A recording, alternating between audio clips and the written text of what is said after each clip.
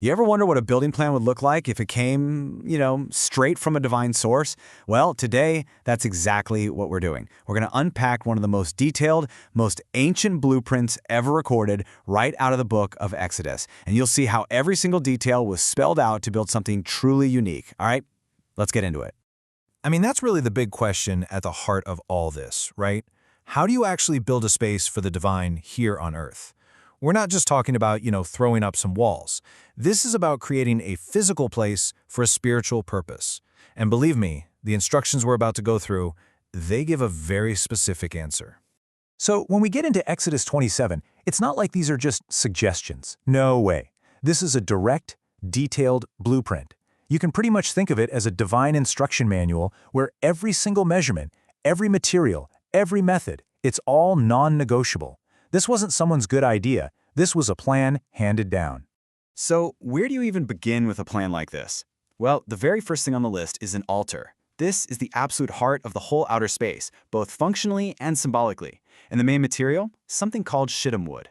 Now, this was a brilliant choice. It's super durable, it's pretty lightweight, and it's incredibly resistant to rot. So it's both a practical and a symbolic choice for something sacred that's meant to last. And this isn't just any old altar. It's specifically called the altar of brass. This thing is the centerpiece of the courtyard. It's where all the sacrifices would happen. Every little detail of its construction is laid out, and that choice of brass, that's key. Brass is a metal we associate with strength, with being able to handle intense fire, which, is pretty fitting for what this altar was for. Okay, before we get into the actual size of things, we got to talk about the measurements. The text keeps mentioning cubits. So what's a cubit? It's an old-school unit of measurement, roughly the length from your elbow to the tip of your middle finger. So think about 18 inches or 45 centimeters. Just keep that number in your head, because it really helps you picture the scale of what we're talking about. All right, let's get into the specs for this altar. It was 5 cubits by 5 cubits, so about 7.5 feet square. And it was 3 cubits high, which is about 4.5 feet. And get this, the shape is described as 4 square, a perfect square, which symbolizes things like stability and wholeness. Oh, and it had these horns on each corner, built right into the structure. The whole thing was made of that special wood and then completely covered in brass. And the detail here is just incredible. The blueprint doesn't just stop with the big altar itself. It goes on to list every single tool you would need to operate it. We're talking pans for the ashes, shovels, basins for blood, flesh hooks, fire pans, and every single one of them had to be made of brass too. It just goes to show you this was a complete, ready-to-use system. Nothing was left to chance. So, how was this thing actually built? Well, the text says to build a hollow frame, not a solid block of wood.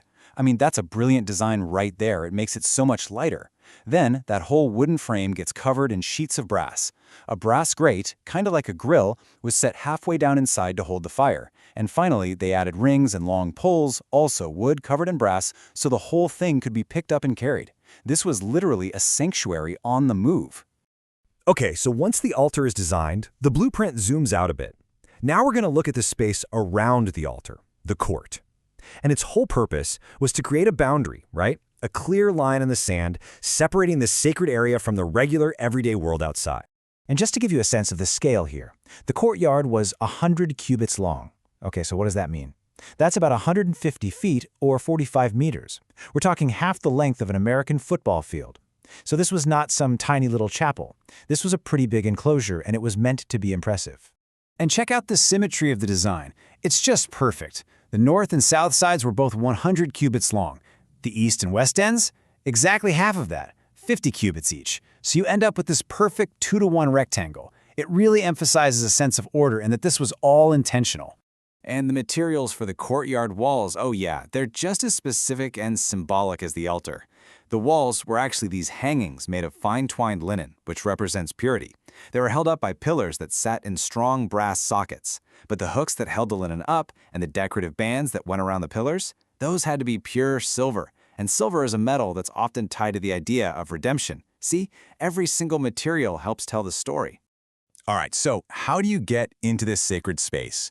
Well, you can't just walk in from anywhere. There was one single designated entrance, and its design made it totally stand out from all those plain white linen walls. This gateway was meant to be a focal point. So what made it so grand? Well, first, its size. Remember, the whole east side was 50 cubits wide, so you had 15 cubits of that white linen on one side of the entrance and 15 on the other. That left a 20-cubit wide opening for the gate itself. We're talking about a 30-foot wide entrance. That is a very grand entrance, and it was held up by 4 pillars. But what really made this gate so special was the color. See, unlike the pure white linen everywhere else, the gate was this incredible, elaborate hanging. It was made of blue, purple, and scarlet thread, all woven together with that same fine linen. And these weren't just random pretty colors. They were packed with meaning. Blue for the heavens, purple for royalty, and scarlet for sacrifice. It was like a visual cue that you were about to cross into holy ground. You know, this blueprint isn't just about building stuff that just sits there. It also lays out the rituals that have to happen. So, after the whole physical space is designed, the instructions pivot to an action, a command for a perpetual light, a light that must never go out. And sometimes, you just have to let the original words speak for themselves. The command is so direct and absolute, to cause the lamp to burn always. This wasn't a light for special occasions. It was meant to be a constant, living flame inside the tabernacle. And no surprise here, the rules for this lamp were just as precise as the building plans. The fuel? It had to be pure, beaten olive oil, the absolute highest quality. It was a way of saying that only the very best was good enough. It was the specific job of the priests to tend to it every single night, from evening until morning. And this wasn't just a rule for a little while. The text calls it a statute forever. Okay, so after walking through all of these incredibly meticulous details, the exact dimensions, the specific metals, the colors of the thread, you have to step back and ask a big question. Why? Why all this incredible precision? And I think that really is the main takeaway from this ancient blueprint. Every single hook, every cubit, every material, it was all dictated. There was absolutely no room for personal taste or interpretation. The plan was the plan. And the message seems pretty clear. How you build something sacred is just as important as the fact that you're building it in the first place. And that really leaves us with a final, fascinating thought to chew on. What is the connection between physical precision and spiritual purpose? By spelling out every single tiny detail, was this blueprint designed to teach that devotion is found in the meticulous care you give to every small part of a larger, sacred whole?